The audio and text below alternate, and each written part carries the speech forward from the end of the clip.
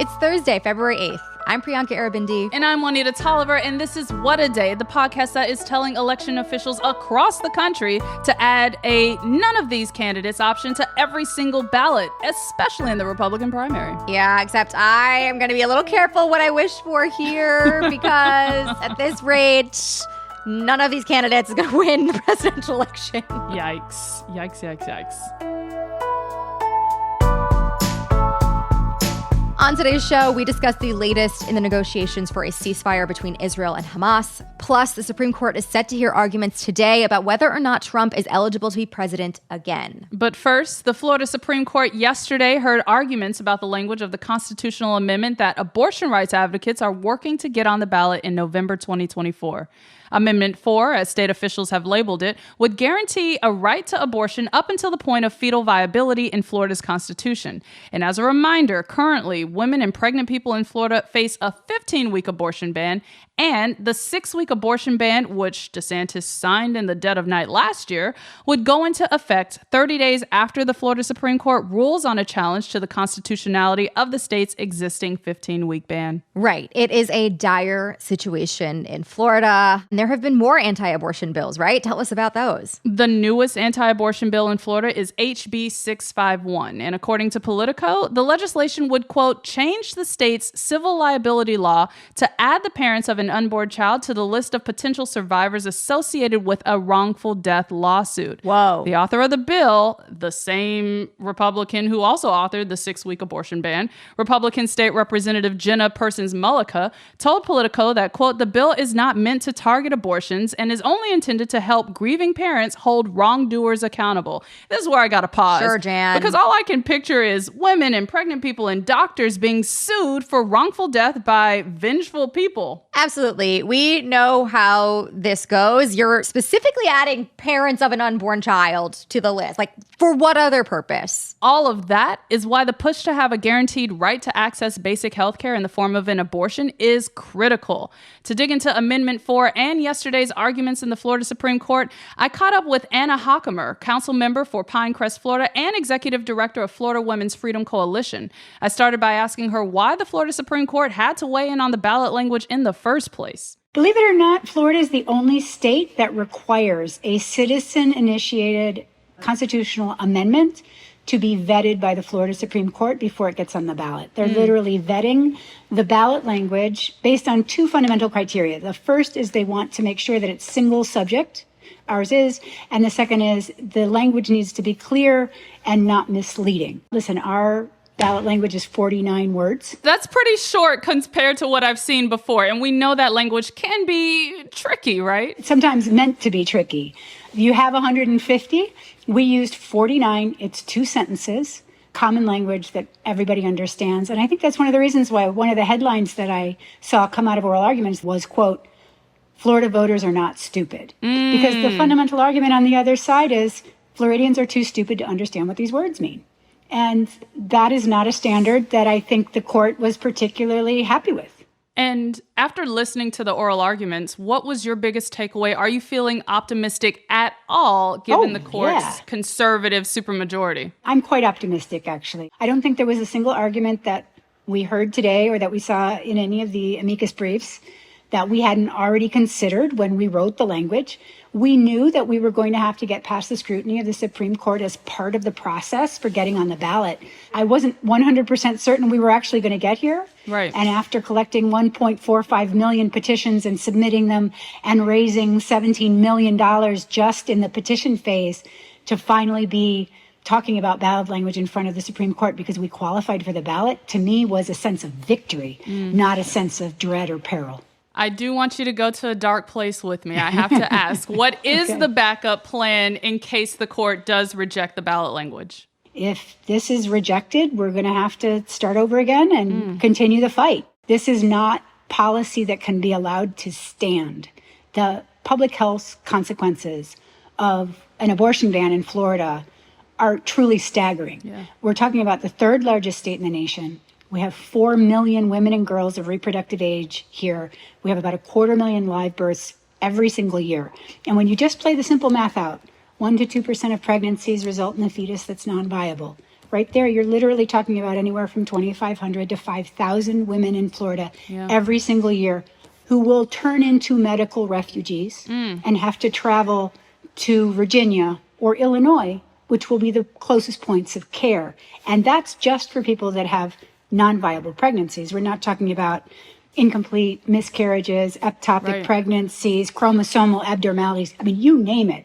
And sooner or later, it's going to affect every single family in this state. So there is no question that we can't simply throw up our hands and announce that we've been defeated. The fight will continue. And I appreciate the framing of medical refugees, because I think that also emphasizes the regional impact of this type of ban, right? Like you mentioned Virginia and Illinois. Those aren't close to Florida. Like just for our listeners who need a geography lesson, that's not close. The costs associated with having to leave Florida for most people. If you're in South Florida, if you're in Miami, where I'm based, it's an 8-hour drive to the border with Georgia. And you're not going to get care in Georgia. You've got to go through Georgia. You've got to go through South Carolina. You've got to go through North Carolina. You've got to get yourself into probably the D.C. metro area. Then you have to find some place in an area you are not familiar with, be treated by a doctor you've never met before, somehow find a place to recover from whatever intervention you've had. And while you're doing this and paying for this, you're not taking care of your own children at home. You're not at work. And you're completely alone. So when we talk about the human toll, we have to understand that the human toll isn't just right here, right now, today in the doctor's office. We are creating a system where your access to life-saving care depends 100% on where you live. And in a country this size, to have potentially thousands of women having to move thousands of miles to receive normal, modern health care, I think should make all of us profoundly question exactly what we want to get out of our policies. Yeah. And I appreciate the human level of this as well, because when I think about what a constitutional guarantee to access basic health care would mean for women and pregnant people, we know it's life-changing, it's life-saving, and it's critical. So let's go back to the lighter side of things, right? Like, let's assume in our reality, this makes it on the ballot in November. I know that essentially ups the political ante in Florida, a state that has been aligned with Republicans for a number of years now. So how do you think this amendment will impact voter turnout, voter enthusiasm, and energy in Florida in the lead up to November 2024? I think the evidence is that it's already affected voter enthusiasm. I mean, we managed to get 1.45 million registered voters to sign a petition. Almost 500,000 of the petitions that we collected came from registered Republicans and independents. 500,000. Now, that's a point that I want to emphasize, because we've seen on ballot initiatives in Kansas, in Montana, in Michigan, voters crossing partisan lines, demographic lines, like all the lines that you could think of to support and codify and protect access to abortion. And I love to hear that that's the same scenario in Florida. Florida is a very gerrymandered state. Let's be honest, it really is. Come on. It's had a Republican governor for 20 years. It's had a Republican-controlled legislature for 20 years. Most of the people on our Supreme Court were appointed by Republican governors. They have a supermajority in the Florida House. We certainly have an extremist state government in Florida, but we don't really have extremist voters. We don't really have an extremist population, right? And so you see these sorts of citizen-generated ballot initiatives when you have unresponsive legislatures that aren't really reflecting the policy wishes of the voters they're supposed to represent. And I think there's no other explanation for the success of the petition drive, for the incredibly high polling that we have. I think what we're seeing is a Florida populace that understands very well what abortion is. It's been part of the political environment of America for 50 years. And we still have, let's be honest, a population of seniors in this country who remember very well what it was like to live in America before Roe v. Wade, who have had personal experiences with watching friends bleed out on the floor of their college dorm because they had to go to some back alley hack to get medical care. And I think when you listen to the testimonies of women who were engaged in this fight 50 years ago, you start to create a world where you give people permission to draw the line. That was my conversation with Anna Hochkammer, council member of PineCrest, Florida, and executive director of Florida Women's Freedom Coalition. And I'm so grateful for the work that Anna and advocates are doing in Florida, because y'all, this is going to be a long fight until November. So get involved in the fight for reproductive freedom by going to vote7america.com today. Definitely go get involved there. Thank you so much for that, Juanita. Now we're going to switch gears to the latest on the war between Israel and Hamas. This is as of our recording time at 9:30 p.m. Eastern on Wednesday night. On Wednesday, Israeli Prime Minister Benjamin Netanyahu rejected the latest Hamas counterproposal for a ceasefire. During a news conference, he said, quote, "There is no solution besides total victory," meaning, of course, total victory against Hamas, and that, quote, "If Hamas survives in Gaza, it's only a matter of time until the next massacre." According to Reuters, Hamas's latest ceasefire proposal was a three-phase plan. It included the withdrawal of Israeli forces from Gaza, as well as the release of the remaining hostages and Palestinians who are being held in prison in Israel. Netanyahu didn't publicly specify the details of the proposal that he was open to or was opposed to, but he continues to push against any agreement that leaves Hamas in power post-war. As we've discussed here before, he has repeatedly rejected calls for a solution involving Palestinian sovereignty, and he has emphasized that he will not compromise on, quote, full Israeli control over Gaza in any post-war scenario. So really, this rejection is in line with what he's been saying for quite some time now. I do hope at some point people take him at his word and understand he can't be convinced otherwise, and that this is the reality he's trying to achieve. But U.S. Secretary of State Antony Blinken has been in the region over the course of these negotiations. Tell us more about his visit and his response to this latest setback in ceasefire negotiations. Yes, Blinken was in Egypt and Qatar working on mediation between Hamas and Israel. And then yesterday, he landed in Jerusalem to meet with Netanyahu and other Israeli officials. And then he headed to Ramallah to meet with the president of the Palestinian Authority, Mahmoud Abbas. Take a listen to Blinken after those meetings. What I can tell you about these discussions is that while there are some clear non-starters in Hamas's response, we do think it creates space for agreement to be reached. And we will work at that relentlessly until we get there. In his meetings with the Israelis, he says that he stressed the importance of keeping civilians in Gaza safe, as well as bringing down the tensions in the West Bank. That also follows President Biden's sanctions last week against Israeli settlers who were accused of attacking Palestinians and peace activists in the West Bank. And in Blinken's meeting with Abbas, he reaffirmed the U.S.'s commitment to increasing humanitarian assistance for civilians in Gaza. But many Palestinians in Ramallah, which is where they met, were in the streets once again protesting Blinken's visit. That happened back in January as well. Many of these protesters argue that the U.S. has continued to enable Israel to continue this war and the killing of so many civilians. Speaking of, we are entering now month 5 of this war.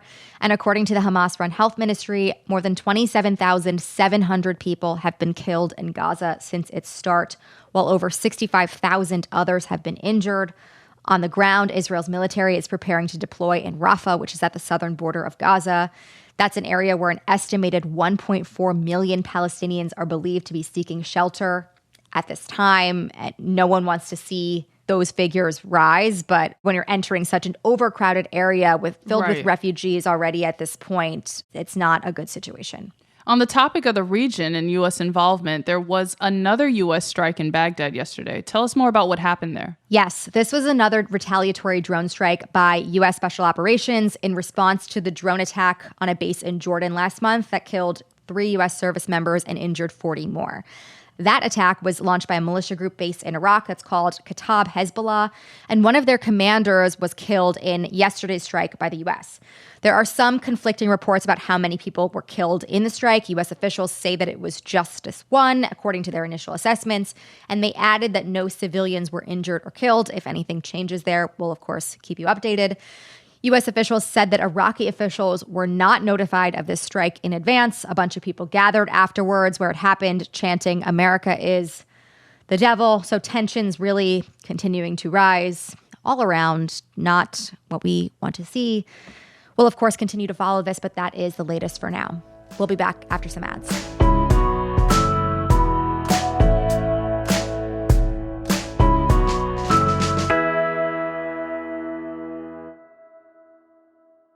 What a Day is brought to you by Nutrafol. Nutrafol is the #1 dermatologist-recommended hair growth supplement, with over 1 million people seeing thicker, stronger, faster-growing hair with less shedding. Yes, Nutrafol is incredible. I was recently talking about this with some of my girlfriends. Ooh. There are a few supplements out there that can make your hair grow, but Nutrafol, really, we've noticed differences in terms of like thickness in our hair, that's which important. that is like really does a lot. You don't want long hair with like no body to it, no Right. nothing. It's really kind of amazing what this stuff will do.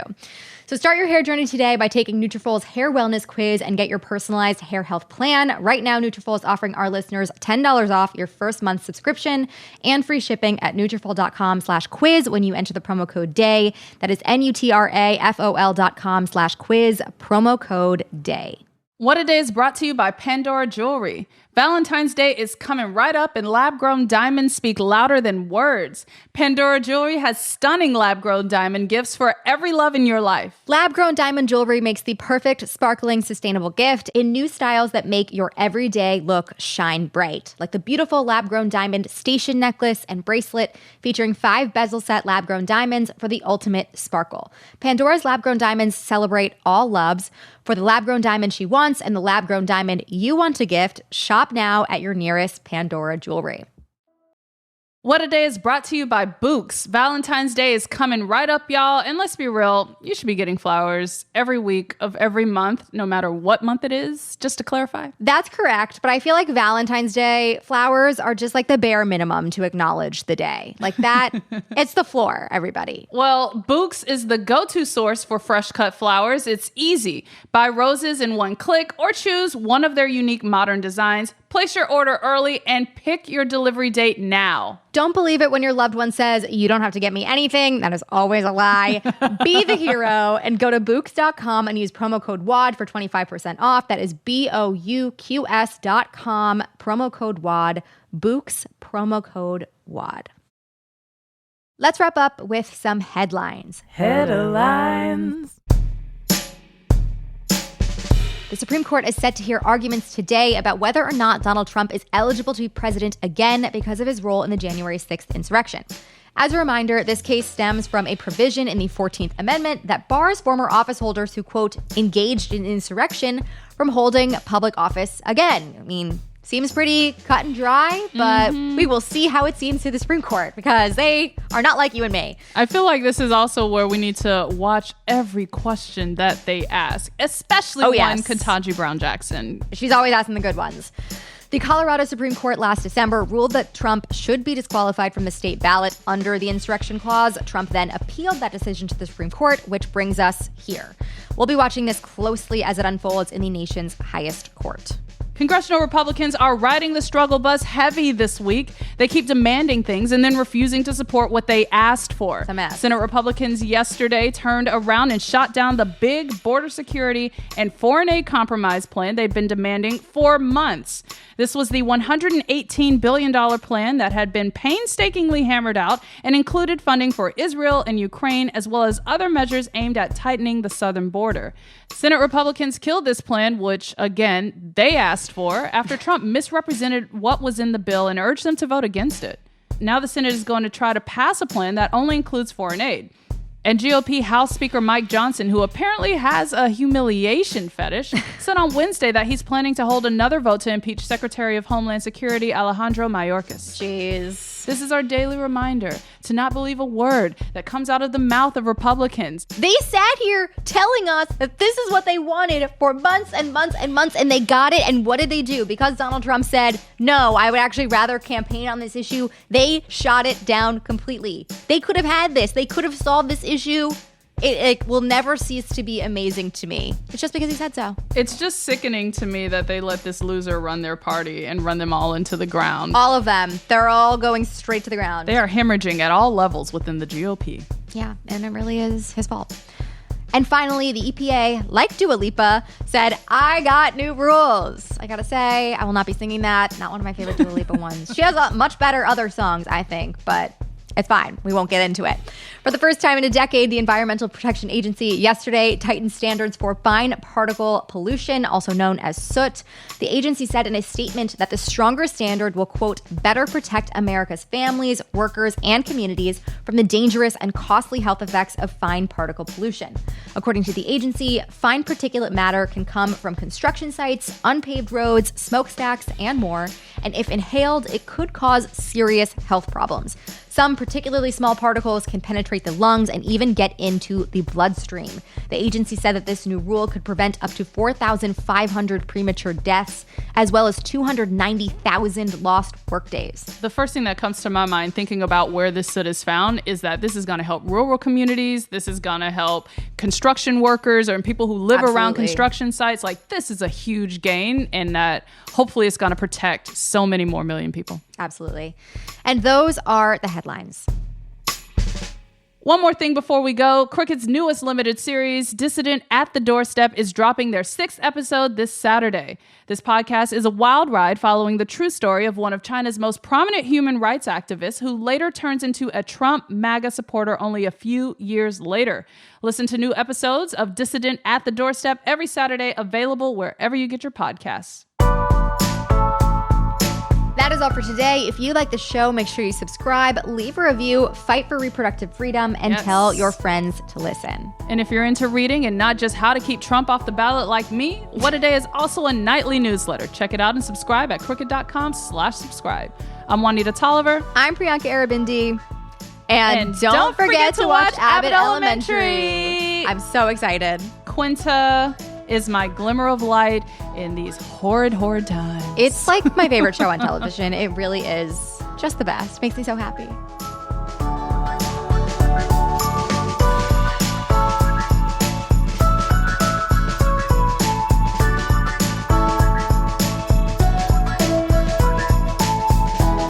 What a Day is a production of Crooked Media. It's recorded and mixed by Bill Lance. Our show's producer is Itzi Quintanilla. Raven Yamamoto and Natalie Bettendorf are our associate producers, and our showrunner is Leo Duran. Our theme music is by Colin Gilliard and Kashaka.